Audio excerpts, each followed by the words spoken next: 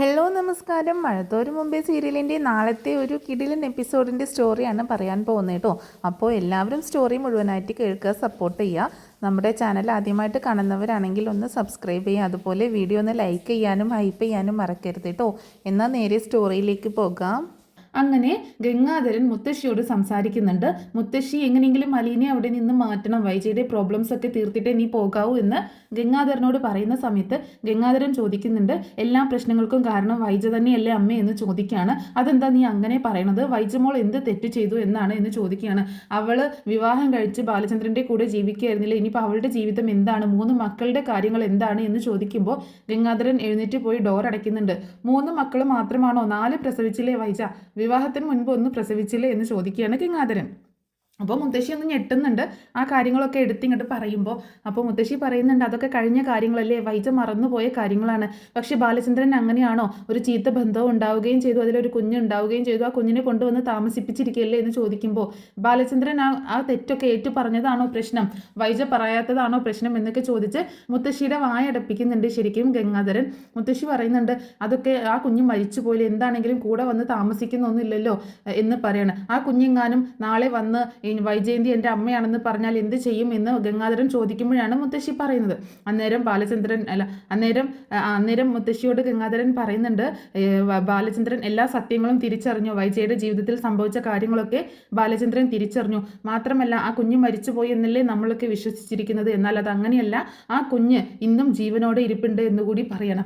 അതുകൂടി കേൾക്കുമ്പോൾ മുത്തശ്ശി ആകെ ഞെട്ടിപ്പോവാണ്, എന്താ അപ്പോൾ ഇവിടെ സംഭവിച്ചത് എന്നറിയാഞ്ഞിട്ട്. അപ്പോൾ മുത്തശ്ശി ചോദിക്കുന്നുണ്ട്, എന്താ ഗംഗ നീ പറയുന്നത്, എനിക്കൊന്നും മനസ്സിലാവുന്നില്ല, നീ എന്താന്ന് വെച്ചാൽ തെളിച്ചു പറ. ആ കുഞ്ഞ് ജീവിച്ചിരിപ്പുണ്ടെന്നോ? എവിടെ? നീ കണ്ടിട്ടുണ്ടോ? നിന്നോട് ആരാണ് പറഞ്ഞത്? ആ കുഞ്ഞ് മരിച്ചു പോയിന്നല്ലേ രാവണ്യേട്ടനും അതുപോലെ കുഞ്ഞിരാമേട്ടനും നമ്മളോടൊക്കെ പറഞ്ഞത്, പിന്നെ ഇങ്ങനെ ആ കുഞ്ഞ് ജീവിച്ചിരിക്കുന്നത് എന്നൊക്കെ മുത്തശ്ശി ഇങ്ങനെ ചോദിക്കുമ്പോൾ, അതൊക്കെ കള്ളമായിരുന്നു അമ്മേ, ആ കുഞ്ഞിപ്പോഴും ജീവനോടെ ഉണ്ട് എന്ന് തന്നെ പറയണം. ഇടുക്കി പെൺകുട്ടിയായിട്ട് ആ കുഞ്ഞിപ്പോഴും ജീവനോടെ ഉണ്ട് എന്ന് പറയണം. നീ ഒന്ന് തെളിച്ചു പറ, എനിക്കൊന്നും മനസ്സിലാവുന്നില്ല, നിന്നോട് ആരാണ് പറഞ്ഞത് ആ കുഞ്ഞ് ജീവനോടെ ഉണ്ട് എന്ന്, നീ എങ്ങനെ അറിഞ്ഞു എന്ന് ചോദിക്കുമ്പോൾ, എന്നോട് ആ കുഞ്ഞ് ജീവനോടെ ഉണ്ട് എന്ന് പറഞ്ഞ ആളെ പറഞ്ഞാൽ അമ്മ കൂടുതൽ ഷോക്കാകും എന്ന് പറയണം. അതെന്താ അങ്ങനെ? നിന്നോട് ആരാണ് പറഞ്ഞത്?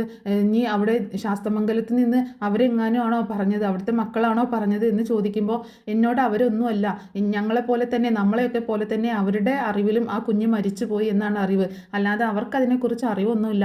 പിന്നെ ആരാണ് നിന്നോട് പറഞ്ഞത് എന്ന് ചോദിക്കുമ്പോൾ, ബാലചന്ദ്രനാണ് തന്നോട് പറഞ്ഞത് എന്ന് ഗംഗാധരൻ പറയണം മുത്തശ്ശിയെ ഞെട്ടിച്ചുകൊണ്ട്. അത് കേട്ടതും ബാലചന്ദ്രനാണ് തന്നോട് ആ വൈജയുടെ മകൾ ജീവിച്ചിരിക്കുന്നുണ്ട് എന്നുള്ള കാര്യം പറഞ്ഞത് എന്നറിഞ്ഞത് മുത്തശ്ശി ആകെ ഷോക്കായി പോവാണ്. എന്താ ഗംഗാധരൻ നീ പറയുന്നത്? ബാലചന്ദ്രൻ നിന്നോട് പറഞ്ഞെന്നോ? എങ്ങനെ ബാലചന്ദ്രൻ ഈ കാര്യങ്ങളൊക്കെ അറിയാം? ബാലചന്ദ്രൻ എങ്ങനെ ഇതൊക്കെ അറിഞ്ഞത്? എങ്ങനെയാണ് ബാലചന്ദ്രൻ വൈജയുടെ പാസ്റ്റൊക്കെ അറിഞ്ഞത് എന്നൊക്കെ ചോദിക്കുമ്പോൾ, എങ്ങനെയാണെങ്കിലും എല്ലാ കാര്യങ്ങളും ബാലചന്ദ്രൻ അറിഞ്ഞില്ലേ അമ്മേ എന്ന് പറയണം. ഇനിയിപ്പോൾ ആ മകള് വന്നു കഴിഞ്ഞാൽ, ഞാൻ അമ്മയോട് ചോദിച്ച ചോദ്യം ചോദിക്കുകയാണ്, ആ മകള് വൈജയന്തി എൻ്റെ അമ്മയാണെന്ന് വന്ന് പറഞ്ഞു കഴിഞ്ഞാൽ എന്ത് ചെയ്യും? ആ മകളെ വീട്ടിൽ നിന്ന് മാറ്റി വേറെ എവിടെയെങ്കിലും താമസിപ്പിക്കുമോ, അതോ എല്ലാവരും അതിനെ അംഗീകരിക്കുമോ എന്ന് ചോദിക്കുമ്പോൾ മുത്തശ്ശിക്ക് ഉത്തരമില്ല കേട്ടോ. അപ്പോൾ ഗംഗാധരൻ പറയുന്നുണ്ട്, ഇപ്പോൾ അമ്മയ്ക്ക് ഉത്തരം മുട്ടിയില്ലേ, കാരണം വൈജയുടെ മകളാണ് വന്നതെങ്കിൽ എങ്ങനെയെങ്കിലും കൂടെ നിർത്തണമെന്നല്ലേ അമ്മയുടെ മനസ്സിലുള്ളത്. ബാലചന്ദ്രൻ്റെ മകളാണെങ്കിൽ എങ്ങനെയെങ്കിലും വീട്ടിൽ നിന്ന് പറഞ്ഞയക്കണമെന്ന്. ഇത് എവിടുത്തെ ന്യായമാണമ്മേ? ഇതെങ്ങനെ ബാലചന്ദ്രൻ്റെ മുന്നിൽ നമ്മൾ അവതരിപ്പിക്കും? ബാലചന്ദ്രൻ എങ്ങനെ ഇതിനെ അംഗീകരിക്കും എന്നൊക്കെ ചോദിക്കുമ്പോൾ മുത്തശ്ശി ആകെ ഷോക്കായിട്ടിരിക്കുകയാണ്. കാരണം 2 ഷോക്കാണ് മുത്തശ്ശിക്ക് കിട്ടിയിട്ടുള്ളത്. ഒന്ന്, എല്ലാ സത്യങ്ങളും ബാലചന്ദ്രൻ അറിഞ്ഞു എന്നുള്ളതും, മറ്റൊന്ന് ബാലചന്ദ്രനാണ് വൈജയുടെ മകൾ ജീവിച്ചിരിപ്പുണ്ട് എന്നുള്ള കാര്യം പറഞ്ഞത്, വൈജയുടെ മകൾ ജീവിച്ചിരിപ്പുണ്ട് എന്ന് പറഞ്ഞ കാര്യവും, അതുപോലെ ആ കാര്യം അറിയിച്ചത് ബാലചന്ദ്രനാണ് എന്നുള്ളതും. ഇതൊക്കെ മുത്തശ്ശി ആകെ ഞെട്ടിപ്പിച്ചിരിക്കുകയാണ്. കാരണം ഒരിക്കലും ആരറിയരുതെന്ന് ആഗ്രഹിച്ചോ ആ വ്യക്തി തന്നെ ഈ കാര്യങ്ങളൊക്കെ അറിഞ്ഞിരിക്കുകയാണ്. അപ്പോൾ അതിൻ്റെ ഒരു ഷോക്കിലാണ് മുത്തശ്ശി. മുത്തശ്ശി പറയുന്നുണ്ട്, എന്തൊക്കെയാ ഗംഗ ഞാൻ ഈ കേൾക്കുന്നത്, ഇനി എന്ത് ചെയ്യും നമ്മൾ എന്നൊക്കെ ചോദിക്കുകയാണ്. അമ്മ അറിയാത്ത മറ്റൊരു കാര്യം കൂടിയുണ്ട്. അപ്പോൾ മുത്തശ്ശി പറയുന്നുണ്ട്, എന്താണെങ്കിലും ഇനിയിപ്പോൾ വൈജയുടെ മകൾ വരികയാണെങ്കിൽ, ഇപ്പോൾ ബാലചന്ദ്രൻ്റെ മകളും കൂടെ ഉണ്ടല്ലോ, അപ്പോൾ ഇനിയിപ്പോൾ വൈജയുടെ ആ മകൾ കൂടി വരികയാണെങ്കിൽ എല്ലാവരും കൂടെ ഒരുമിച്ച് താമസിക്കട്ടെ. അപ്പോൾ ഗംഗാധരൻ ചോദിക്കുന്നുണ്ട്, ഇപ്പോൾ അമ്മയ്ക്ക് ആ കുഞ്ഞിനെ കൂടെ നിർത്തണം എന്നുണ്ടല്ലേ, ബാലചന്ദ്രൻ്റെ കുഞ്ഞാണെങ്കിൽ ഒഴിവാക്കി കളയണമെന്നും, ഇത് എവിടുത്തെ ന്യായമാണ് എന്നൊക്കെ ചോദിക്കുമ്പോഴാണ്, ഇനിയിപ്പോൾ ബാലചന്ദ്രന് വൈജയെ കുറ്റപ്പെടുത്താനൊന്നും അവകാശമില്ലല്ലോ, കാരണം വൈജയുടെ ജീവിതത്തിൽ സംഭവിച്ച അതേ തെറ്റ് തന്നെ ബാലചന്ദ്രൻ്റെ ജീവിതത്തിലും സംഭവിച്ചിട്ടുണ്ടല്ലോ, അതുകൊണ്ട് അവർ 2 പേരും അങ്ങോട്ടും ഇങ്ങോട്ടും പരസ്പരം മനസ്സിലാക്കി പൊരുത്തപ്പെട്ടു പോകുന്നതല്ലേ നല്ലത് എന്ന് ചോദിക്കുകയാണ് നമ്മുടെ മുത്തശ്ശി ഗംഗാധരനോട്. അപ്പോൾ ഗംഗാധരൻ പറയുന്നുണ്ട് അവിടെ വേറൊരു പ്രശ്നമുണ്ട് അമ്മേ എന്ന് പറയണം. എന്താണ്? വൈജയന്തി ഈ കാര്യങ്ങളൊന്നും ഒരിക്കലും അറിയാൻ പാടില്ല. വൈജയന്തിയുടെ മകൾ ജീവിച്ചിരിപ്പുണ്ടെന്നും വൈജയന്തി മുൻപ് പ്രസവിച്ച കാര്യമൊക്കെ, വിവാഹത്തിന് മുൻപ് പ്രസവിച്ച കാര്യമൊക്കെ ബാലചന്ദ്രൻ അറിഞ്ഞിട്ടുണ്ടെന്നും എന്നുള്ള കാര്യങ്ങൾ വൈജയന്തി ഒരിക്കലും അറിയാൻ പാടില്ല എന്ന് പറയണം. അത് ശരിയാണല്ലോ, അത് അറിഞ്ഞു കഴിഞ്ഞാൽ ഒരുപാട് പ്രശ്നം വേറെ ഉണ്ടാവും. അപ്പോൾ എന്ത് ചെയ്യും? ഒരു കാര്യം ചെയ്യാം, ബാലചന്ദ്രനോട് സംസാരിച്ച് അലീനെ അവിടെ നിന്നൊന്ന് മാറ്റി താമസിപ്പിക്കാൻ അത് തന്നെ വേറെ വഴിയുള്ളൂ എന്നൊക്കെ പറയുമ്പോൾ ഗംഗാധരൻ വീണ്ടും ചോദിക്കുന്നുണ്ട്. ദേ വീണ്ടും അമ്മ അലീനയിലേക്ക് പിടിച്ചു കയറുകയാണ്. അലീന എന്ത് തെറ്റ് ചെയ്തു അമ്മേ? എത്ര നല്ല പെൺകുട്ടിയാണ് അലീന. ആര് കണ്ടാലും അവളോട് സ്നേഹമല്ലേ തോന്നൂ. ഇത്രയും നാളും അമ്മയെ നോക്കിയത് അവളല്ലേ, അമ്മയ്ക്ക് അവളോട് സ്നേഹമല്ലേ, പിന്നെ എപ്പോഴാണ് അമ്മയ്ക്ക് അവൾ ശത്രുവായി മാറിയത് എന്ന് ചോദിക്കുമ്പോൾ എൻ്റെ കുഞ്ഞെ, എനിക്ക് അവൾ ശത്രു ഒന്നുമല്ല. എനിക്ക് എൻ്റെ മോള് തന്നെയാണ്, എൻ്റെ കൊച്ചുമോളെ പോലെ തന്നെയാണ് ഞാൻ കണ്ടിട്ടുള്ളത്. പക്ഷേ ആർക്കാണെങ്കിലും കാക്കയ്ക്കും തൻകുഞ്ഞ് പൊൻകുഞ്ഞ് എന്നല്ലേ, എനിക്ക് എൻ്റെ വൈജ കഴിഞ്ഞിട്ടല്ലേ ഉള്ളൂ മറ്റാരും. അലീനയെ സംബന്ധിച്ചിടത്തോളം എൻ്റെ ആരുമല്ലല്ലോ അലീന. അലീന വേറെ എവിടെ നിന്നോ വന്ന ഒരു അനാഥയായ ആരുമില്ലാത്തൊരു പെൺകൊച്ച്. ഇപ്പോഴല്ലേ ബാലചന്ദ്രൻ്റെ മകളാണ് എന്നുള്ള കാര്യങ്ങളൊക്കെ നമ്മൾ അറിഞ്ഞത്. പക്ഷെ അതിനു മുൻപ് അതൊന്നും നമ്മൾക്ക് അറിയത്തില്ലല്ലോ എന്ന് പറയണം. അപ്പോൾ ഗംഗാധരൻ പറയുന്നുണ്ട് അവിടെയാണ് അമ്മയ്ക്ക് തെറ്റിയത്. അലീന ആരാണെന്നുള്ള സത്യം ഇതുവരെയും അമ്മയ്ക്ക് അറിയില്ല, ഇതുവരെ ഞങ്ങൾക്കും അറിയില്ലായിരുന്നു. പക്ഷേ അതറിഞ്ഞ നിമിഷം മുതൽ ഞങ്ങളാകെ തകർന്നു പോയി എന്ന് പറയണം. അലീന ബാലചന്ദ്രൻ്റെ മകളാണെന്ന് ബാലചന്ദ്രൻ തുറന്ന് പറഞ്ഞു കഴിഞ്ഞല്ലോ, പിന്നെ എന്താണ് ഇനി അലീനയെക്കുറിച്ച് കൂടുതലായിട്ട് അറിയാനുള്ളത് എന്ന് മുത്തശ്ശി ചോദിക്കുമ്പോൾ അമ്മയ്ക്ക് മാത്രമല്ല നമുക്ക് എല്ലാവർക്കും തെറ്റുപറ്റി. നമ്മളെല്ലാവരും ബാലചന്ദ്രനെ തെറ്റിദ്ധരിച്ചു. ഒരിക്കലും ബാലചന്ദ്രൻ അങ്ങനെ ഒരു ചീത്ത വഴിയിലൂടെ സഞ്ചരിച്ചിട്ടില്ല. ഒരു പെണ്ണുമായിട്ട് ഒരു അരുതാത്ത ബന്ധവും ബാലചന്ദ്രൻ ഉണ്ടായിട്ടില്ല. അങ്ങനെ ഒരു അരുതാത്ത ബന്ധം ഉണ്ടായിട്ടില്ല, അതിലൊരു മകൾ ജനിച്ചിട്ടുമില്ല എന്ന് പറയണം. അത് കേട്ടപ്പോൾ മുത്തശ്ശി ചോദിക്കുന്നുണ്ട്, പിന്നെ എന്തിനാണ് അലീന ബാലചന്ദ്രൻ ഇങ്ങനെ ഒരു അരുതാത്ത ബന്ധത്തിലുണ്ടായ മകളാണ് എന്ന് പറഞ്ഞത് എന്ന് ചോദിക്കുമ്പോൾ അതൊക്കെ വെറും കള്ളത്തരമായിരുന്നു. ഒരിക്കലും ബാലചന്ദ്രൻ അങ്ങനെ ഒരു ചീത്ത കൂട്ടുകെട്ടിലേക്ക് പോയിട്ടേ ഇല്ല. മാത്രമല്ല അലീന ഒരിക്കലും ബാലചന്ദ്രൻ്റെ മകളുമല്ല എന്ന് പറയണം. പിന്നെ എന്താണ് അലീന ആരാണ്? പിന്നെ എന്തിനാണ് ബാലചന്ദ്രൻ അലീനയെ അവിടെ സംരക്ഷിച്ച് നിർത്തുന്നത്? അലീനയെ പറഞ്ഞയച്ചുകൂടെ എന്നൊക്കെ ചോദിക്കുമ്പോൾ അതല്ലേ വൈജയന്തിക്ക് പ്രശ്നം എന്ന് ചോദിക്കുമ്പോൾ അലീനയെ ഇനി അങ്ങനെ പറഞ്ഞയക്കാൻ പറ്റത്തില്ല അമ്മേ. അലീനയെ പറഞ്ഞയക്കണം. അലീനയെ വൈജയന്തിയുടെയും ബാലചന്ദ്രൻ്റെയും സുഗമമായ ജീവിതത്തിന് വേണ്ടി ഒന്ന് മാറ്റി താമസിപ്പിക്കുക തന്നെ വേണം. അതൊരു പക്ഷേ ഒരു പറിച്ചു നടലിലൂടെയല്ല. ഒന്നുകിൽ അവൾക്ക് നല്ലൊരു 10-30,000 രൂപ ശമ്പളമുള്ള ഒരു ജോലി വേണം, അല്ലെങ്കിൽ അവളെ വിവാഹം കഴിപ്പിച്ചയക്കണം. അതൊക്കെ നമ്മുടെ കടമയാണമ്മേ എന്ന് പറയണം. നീ എന്താ ഗംഗാധര ഈ പറഞ്ഞു വരുന്നത്? എനിക്കൊന്നും മനസ്സിലാവുന്നില്ല. നമ്മുടെ കടമയോ? അപ്പോൾ ഗംഗാധരൻ ചോദിക്കുന്നുണ്ട്, അമ്മയെ ഇത്രയും നാളും സ്നേഹത്തോടെ പരിചരിക്കുകയും നോക്കിയതൊക്കെ അവളല്ലേ? ആ ഒരു സ്നേഹവും പരിഗണനയൊന്നും അമ്മയ്ക്ക് തോന്നുന്നില്ലേ? അവളെ നല്ലൊരു കൈകളിൽ ഏൽപ്പിച്ചു കൊടുക്കണമെന്ന് അമ്മയ്ക്ക് തോന്നുന്നില്ലേ? അമ്മയ്ക്ക് അങ്ങനെ മനസ്സിൽ അവളെ ഏൽപ്പിച്ചു കൊടുക്കാൻ പറ്റിയ ആരെങ്കിലും ഉണ്ടോ എന്ന് ചോദിക്കുമ്പോൾ മുത്തശ്ശിയുടെ മനസ്സിൽ ആദ്യം വരുന്ന മുഖം മനുവിൻ്റെതാണ്. അപ്പോൾ മുത്തശ്ശി പറയുന്നുണ്ട്, എൻ്റെ മനസ്സിലൊരു ആശ ഉണ്ടായിരുന്നു, പക്ഷെ അതൊരിക്കലും നടക്കത്തില്ല എന്ന് പറയുന്നുണ്ട്. അതെന്താ എന്ന് ചോദിക്കുമ്പോൾ മനുവിന് നല്ല ചേർച്ചയാണ് അലീന, പക്ഷേ അതൊരിക്കലും സംഭവിക്കില്ലല്ലോ, അവൾ ആരുമില്ലാത്ത. ഇപ്പോൾ ബാലചന്ദ്രൻ്റെ മകളല്ല എന്ന് കൂടി നീ പറഞ്ഞില്ലേ, അതും ഒരു അനാഥയായ പെൺകുട്ടിയെ കല്യാണം കഴിക്കാനായിട്ട് കമല സമ്മതിക്കുമോ, ശിവൻ സമ്മതിക്കുമോ നിനക്ക് തോന്നുന്നുണ്ടോ എന്ന് ചോദിക്കുമ്പോൾ ശിവൻ്റെ കാര്യം വിട്, ശിവൻ സമ്മതിക്കും, ശിവന് യാതൊരു കുഴപ്പമില്ല, കമലയുടെ കാര്യമല്ലേ, അത് നമുക്ക് എന്താണെന്ന് വേണ്ടെന്ന് ചെയ്യാം. അമ്മയാണെങ്കിൽ സമ്മതിക്കും ചോദിക്കുമ്പോൾ എനിക്ക് എന്തിനാ വിയോജിപ്പ്? എനിക്ക് യാതൊരു വിയോജിപ്പും ഇല്ല. പക്ഷേ അതും വീണ്ടും നമ്മുടെ കുടുംബത്തിൽ തന്നെ നിൽക്കില്ലേ, അപ്പോഴും വൈജയ്ക്ക് അത് പ്രശ്നം തന്നെയല്ലേ, അവളുടെ കൺവെട്ടത്ത് നിന്ന് മാറ്റില്ലേ വേണ്ടത്. ബാലചന്ദ്രൻ്റെ മകളല്ലാത്ത സ്ഥിതിക്ക് ഇനി ഒരിക്കലും നമ്മളിവിടെ നിർത്തേണ്ട ആവശ്യമില്ലല്ലോ എന്നൊക്കെ പറയണം. എന്നാൽ അമ്മയ്ക്ക് തെറ്റി, അമ്മയ്ക്ക് മാത്രമല്ല എല്ലാവർക്കും തെറ്റുപറ്റി. അലീന ബാലചന്ദ്രൻ്റെ മകളല്ല എന്ന് ഞാൻ പറഞ്ഞു, പക്ഷേ ആരുടെയെങ്കിലും മകളായിരിക്കുമല്ലോ. നേരത്തെ ഞാൻ അമ്മയോട് പറഞ്ഞില്ലേ വൈജയുടെ മകൾ ജീവിച്ചിരിപ്പുണ്ടെന്ന്. ബാലചന്ദ്രൻ്റെ അല്ലമ്മേ അലീന, വൈജയന്തി 23 വർഷങ്ങൾക്ക് മുൻപ് പ്രസവിച്ച ആ കുഞ്ഞാണ് അലീന എന്ന് പറയണം. അത് കേട്ടത് മുത്തശ്ശി ആകെ ഞെട്ടിത്തരിച്ചു പോവാണ്. കാരണം മുത്തശ്ശിക്ക് അടുത്ത ഷോക്ക് കിട്ടിയേക്കാണ്. കാരണം ഒരുപാട് കാര്യങ്ങൾ ഇങ്ങനെ മുത്തശ്ശി അറിയാണ്, പുതിയ കാര്യങ്ങൾ. ഒന്ന് ആ മകൾ ജീവിച്ചിരിപ്പുണ്ട് എന്നുള്ള കാര്യവും, മറ്റൊന്ന് ബാലചന്ദ്രൻ എല്ലാ സത്യങ്ങളും അറിഞ്ഞു എന്നുള്ളതും, പിന്നെ ആ മകൾ ജീവിച്ചിരിപ്പുണ്ട് എന്നുള്ള കാര്യം ബാലചന്ദ്രൻ അറിയാം, ബാലചന്ദ്രനാണ് ഗംഗാധരനോട് പറഞ്ഞു എന്നുള്ള കാര്യം ഒക്കെ ഇങ്ങനെ ആകെ ഷോക്കായിട്ടിരിക്കുന്ന ഇടയിലേക്കാണ് അതിനേക്കാൾ വലിയൊരു ബോംബ് എന്ന പോലെ ഈ കാര്യം കൂടി വന്നു മുത്തശ്ശിയുടെ തലയിലേക്ക് വന്ന് വീണത്. മുത്തശ്ശി ചോദിക്കുന്നുണ്ട്, ഗംഗാധരൻ നീ എന്തൊക്കെയാണ് പറയണത്? അലീന വൈജയുടെ? അതേ അമ്മേ, അലീന 23 വർഷങ്ങൾക്ക് മുമ്പ് അന്ന് ശാസ്തമംഗലത്തെ ഒരു ഹോസ്പിറ്റലിൽ വെച്ച് പ്രസവിച്ച ആ കുഞ്ഞാണ് അലീന.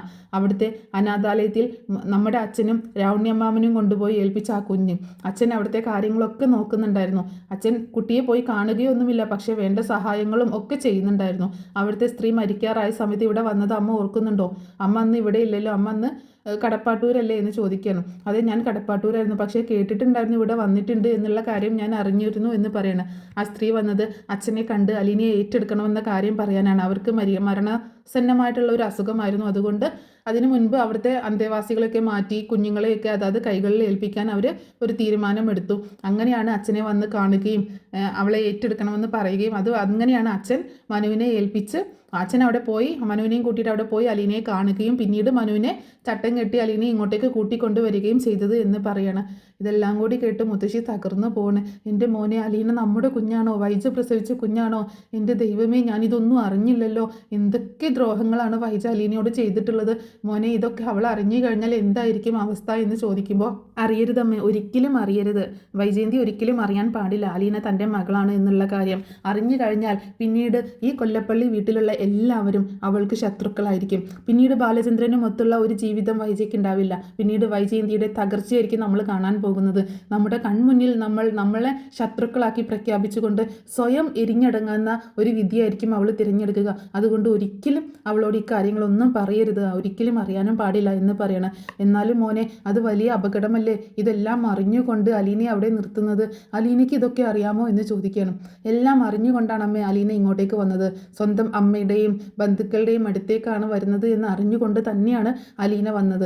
അലീനയിൽ നിന്നില്ല ഒരിക്കലും ബാലചന്ദ്രൻ അറിഞ്ഞിട്ടുള്ളത്. അലീനയെ ഒന്ന് നിരീക്ഷിക്കുകയും അതുവഴി എങ്ങനെയോ ബാലചന്ദ്രൻ സത്യം കണ്ടെത്തുകയുമാണ് ചെയ്തിട്ടുള്ളത്. ഒരിക്കലും അലീനയല്ല ബാലചന്ദ്രനോട് ഈ കാര്യങ്ങളൊന്നും പറഞ്ഞത്. ആരോടും പറയാതെ മനസ്സിൽ കൊണ്ടു നടന്ന രഹസ്യമായിരുന്നു.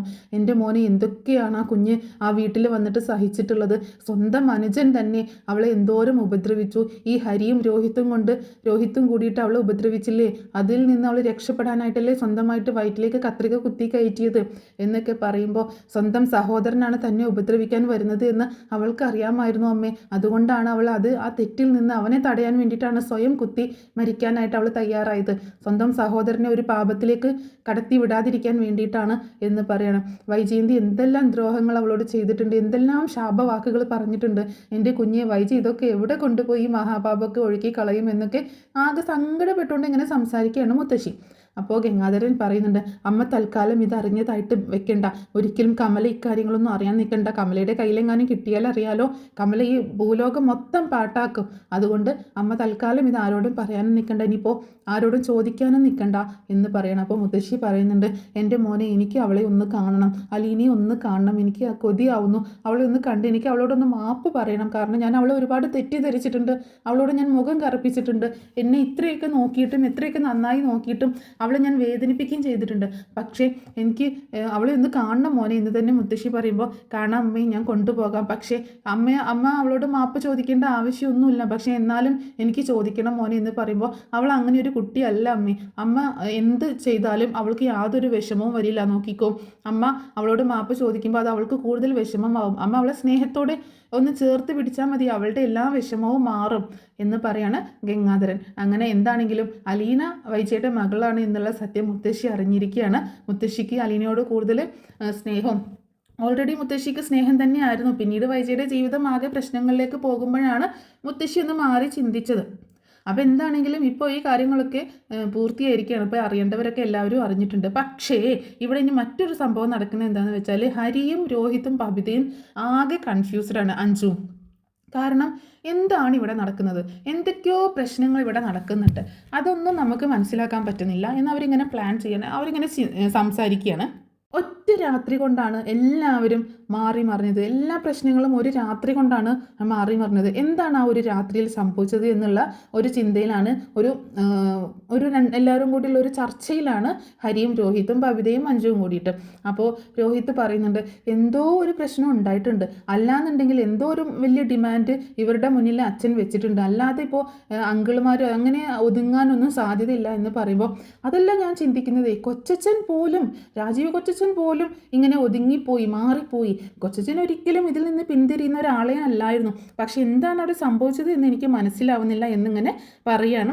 എന്തായാലും ഇതിൻ്റെ പുറകിൽ എന്താ സംഭവിച്ചതെന്ന് കണ്ടുപിടിക്കണം എന്നുള്ള ഒറ്റ ലക്ഷ്യത്തിലാണ് രോഹിത്തും ഹരിയും കൂടെ. ഇതിൻ്റെ പുറകിൽ എന്തോ സംഭവം നടന്നിട്ടുണ്ടെന്ന് അവർക്ക് മനസ്സിലാവുകയാണ്. അതെന്തായാലും കണ്ടെത്തണമെന്ന് അവർ തീരുമാനിക്കുകയും ചെയ്യുന്നുണ്ട്.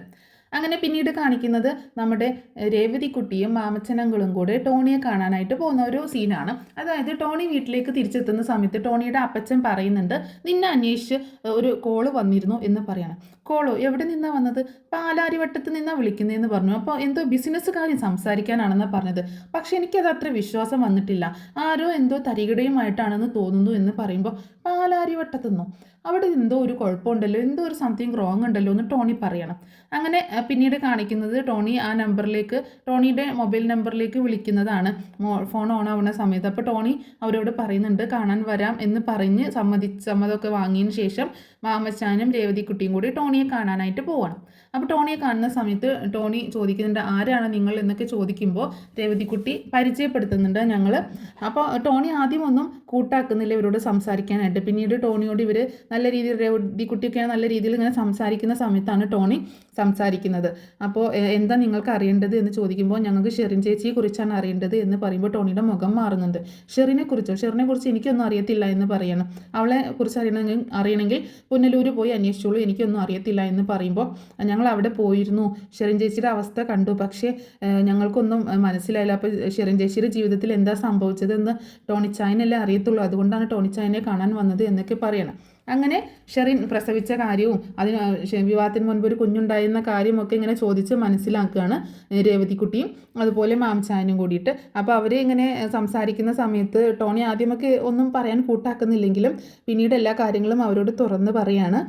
അപ്പോൾ അവൾ പ്രസവിച്ചിരുന്നു, വിവാഹശേഷം കുഞ്ഞിനെ അവർ അവിടെ നിന്ന് മാറ്റി. അതിനുശേഷം ഏകദേശം ഒരു വർഷത്തോളം കുഞ്ഞുമായിട്ടൊരു കണക്ഷൻ ഉണ്ടായിരുന്നു. അതിനുശേഷം അവൾക്ക് കുഞ്ഞുമായിട്ടുള്ള കണക്ഷൻ വിട്ടപ്പോൾ അവൾക്ക് അങ്ങനെ മെൻ്റലി പ്രോബ്ലം വന്നതാണ് എന്നുള്ള കാര്യമൊക്കെ തുറന്ന് പറയുന്നുണ്ട്. അപ്പോൾ ഇത്രയൊക്കെ കാര്യങ്ങളാണ് നാളത്തെ എപ്പിസോഡിൽ സംഭവിക്കാൻ പോകുന്നത്. അപ്പോൾ സ്റ്റോറി എല്ലാവർക്കും ഇഷ്ടമായിട്ടുണ്ടാവുമെന്ന് വിചാരിക്കുകയാണ്. പിന്നീട് നമ്മുടെ രേവതിക്കുട്ടിയും ടോണിയും തമ്മിലുള്ള സംസാരവും അതിൻ്റെ ശേഷം കുറച്ച് ഡീറ്റെയിൽസൊക്കെ രേവതിക്കുട്ടി കളക്ട് ചെയ്യുന്നുണ്ട്. അതിൻ്റെയൊക്കെ സ്റ്റോറി ഞാൻ പിന്നീട് മറ്റൊരു സ്റ്റോറി ആയിട്ട്, മറ്റൊരു സ്റ്റോറി റിവ്യൂ ആയിട്ട് എപ്പിസോഡായിട്ട് പറഞ്ഞ് അപ്ലോഡ് ചെയ്യുന്നതായിരിക്കും.